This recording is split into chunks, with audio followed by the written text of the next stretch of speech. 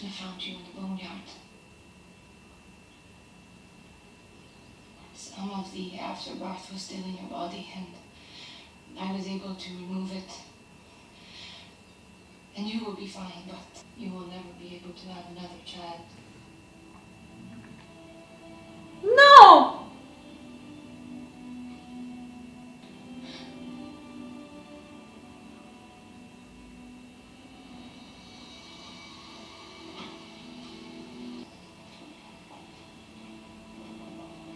I found everything that I have. Oh, it's not fair. Alright. I cannot guarantee anyone's survival. I can only guarantee my best efforts to keep us alive. And I cannot do that if we remain here.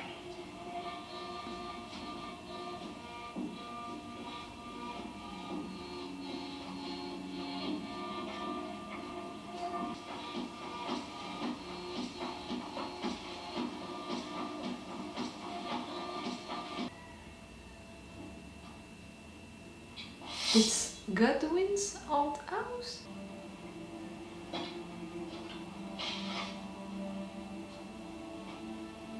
Or if he's dead. He's not dead long. There's no sign of a wound. Grand ring. For a farmer. You know about that ring? Godwin knew that you were in Sussex, right there. He demanded to someone, you know, to kill him, or even he demanded him to kill himself, like.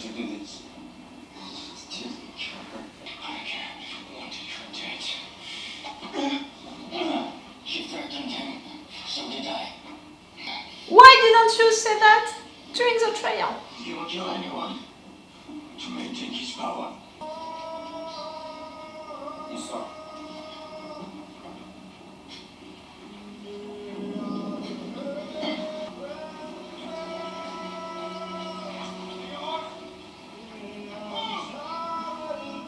I have to believe that you're gonna be okay. All of what you did, you know, was great right there, Jorundr. Leave us. Where are you?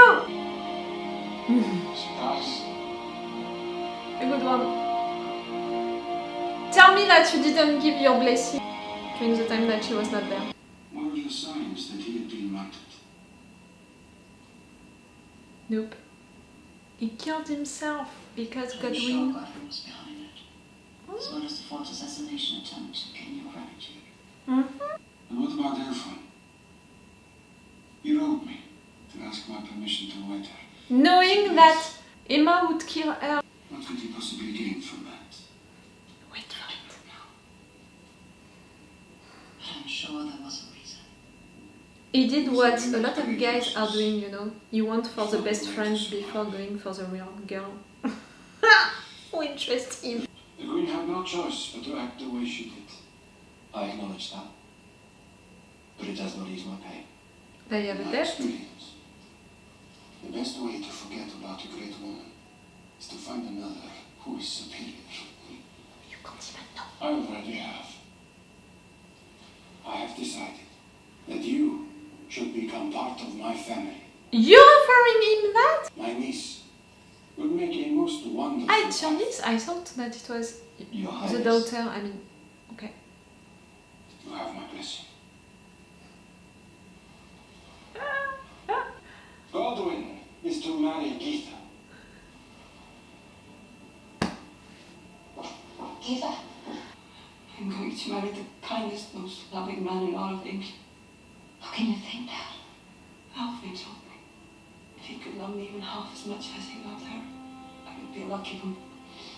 Emma? Eva, you are of a royal line. At least there is one thing I can give him that she could not. What is that? Alfred said it was Godwin's dream to have a son with the king. She could not. But I can. That's what he wanted, his dream since the beginning. Emma! Woo! Woo!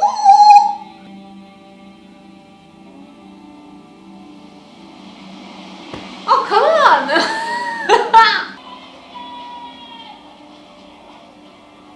Oh, really? She's not a ghost, come on. She wants her baby. You said she's dead. Maybe it's her spirit. Pray to her. No! No, this is a trick! She's outside the gates. Open them. Come on, be on our side, you. I swear.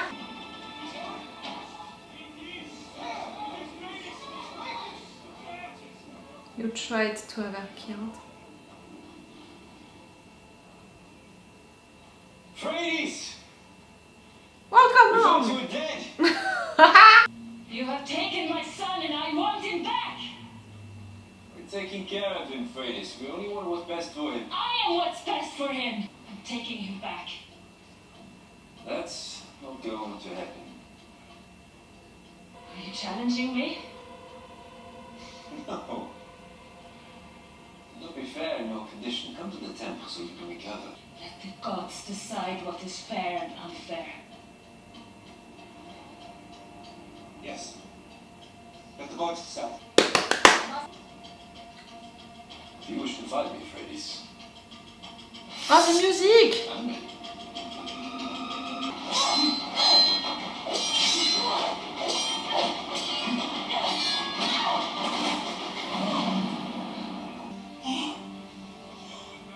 Take her to the temple. No. I will kill you if I must. Then do it. I will not give up my son.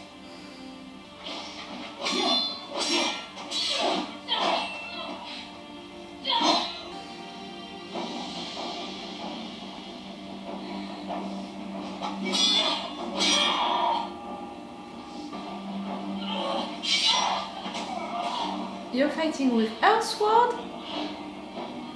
I didn't notice.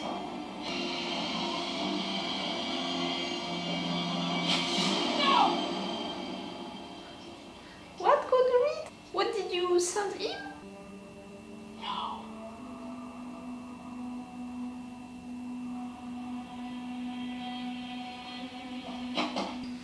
Stop it!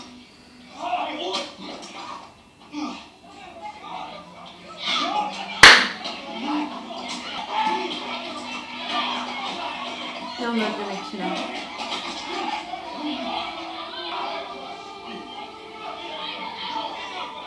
Ah! You're gonna finish him like that?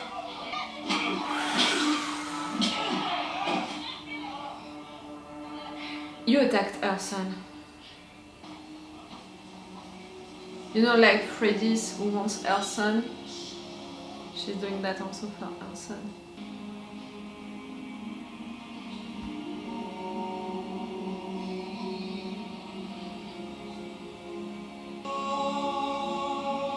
Your son and your sword.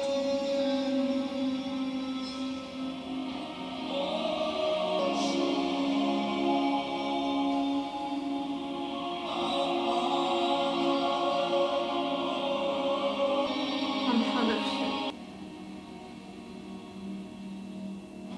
That was a good picture. Rope's ready. Push up!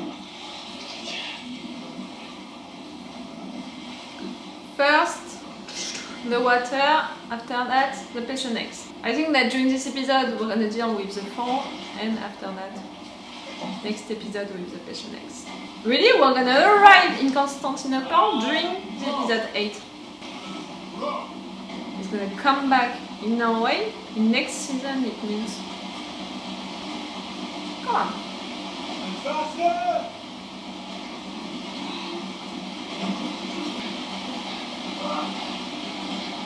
Where's it?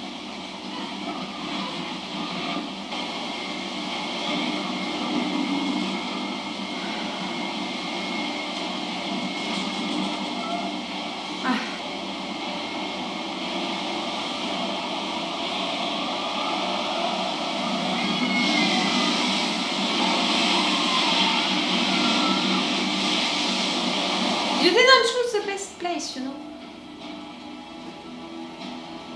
Oh, I thought that we would finish it during this episode. The fourth, you know. They're gonna be okay. Yes, they're gonna be okay, like, you know, I was like, maybe one of them is gonna die right there, but the only ones that I can think of who could die right there, I mean, the ones who are not at the right position, it's really Leif and his girlfriend, Maria. I'm like, really? You're facing it? You're just like, we're gonna stand right there. No, like, when you're going like that, you have to be right there. You know, the boat, you have to be right there, not right there, like... It's stupid. No? And they're supposed to be the clever ones? I'm joking, come on. No, I think that they're gonna be alright. They're all gonna be alright. Which means that episode 7 it's gonna be the fight against the Pechenegs, which means that episode 8 they're gonna arrive, you know, in Constantinople, which means that maybe during this episode they're gonna deal with... I was gonna say the blind guy is gonna deal with the Khan, with his brother during the episode 7. During the episode 8 we're gonna know the truth about Elena. And yes, they're not gonna come back to Norway. I'm thinking about Harald and Leif. They're not gonna come back in Norway during this season. Oh really? It's really not the rhythm and the chronology that I expected for the season 2. At first I thought that this mission would take only the first half of the season. After that I was like, maybe he's gonna come back in Norway at the very end, you know, of the episode 8, like, what happened when I left, you know, during all of this time? Now I don't even think so, like, truly, he's gonna come back during the season 3 after a big time jump, because he's gonna need time to go back in Russia or go back in Norway directly. Oh, I did not expect it like that. We're gonna lose people against the Pechenegs, like, I don't know who yet, but we're gonna lose people. For sure they can't arrive, all of them, alive in Constantinople, not after all of that trip. Okay, we lost already one guy, but you know, killed by the crew, so... I'm not really considering him. You gave up all of the first, Harald? I'm wondering, you know the money that he asked to the guy, you know, to be paid before leaving? Do you still have some of this money, or it was just the money that you needed for the first, for after that, selling them in Constantinople, you know, a lot more? I think that it's more that, which would mean that right there you don't have any money anymore. Oh, you're gonna be tempted. I think with the blind guy to sell him, or with Elena, maybe. Or maybe if Elena is someone important, the Emperor, for example, is gonna be glad and he's gonna give you money in exchange of that. I'm sorry, but you know what Elena said during this episode to him, to Harald? I really think since the beginning that what he wanted to take to Constantinople, it was one person. So after that, when we discovered that it was his daughter, that she was a girl and all, I was like, that's it, it was her. And now that she said that about the fact that his father had to pay a tribute to the Emperor, I think that it's her. She was a tribute. Like, you're gonna give me your daughter when she's gonna be old enough. And right there, she is a young girl and all, I really think so. But it would mean that Elena, she's making all of that trip with you, knowing what her fate is gonna be, accepting it for her father, for her country. We'll see if I'm right or wrong. Leif sleeping with Mariam, we saw it coming, it's not really a surprise. She knows that she's gonna die. Even if like right there they're going to Constantinople to try to find a cure, she's gonna die. Maybe she's gonna even die before that. The discussions that they had together are making me think so. Harald, really, the fact that you gave up on this first, it means a lot, in fact. No, we know his intention to be the king of Norway. Right there, it's more to reach Constantinople all together with them, for them, but not for your money anymore, and it's not gonna help you for your destiny. Maybe at the end it will, because the fortune is gonna smile to the bones. I don't know the translation, you know, the correct translation in English. We have the same expression in France. La fortune sourit aux audacieux in French. No news about Kattegat. I'm a little worried. Olaf with Sven, with the anchor. It was really just, exchanging news, exchanging informations, but they didn't make any deal together, nothing like that. I'm not sure really of the purpose of that journey. Like, you could have sent messages, you would have had the same information.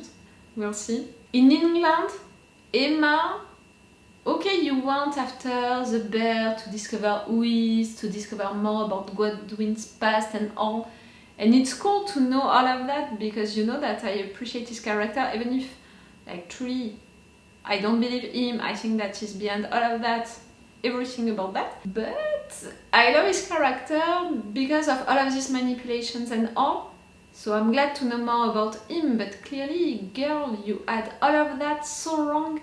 You were so focused on searching what he did before, without focusing on what he was doing, and what he was doing, he was getting closer to the niece. So it was not, when they said the princess each time, I thought that it was her daughter. No, it was, but yes, maybe it's still her daughter, and it's the niece of Canute, because it's not his daughter.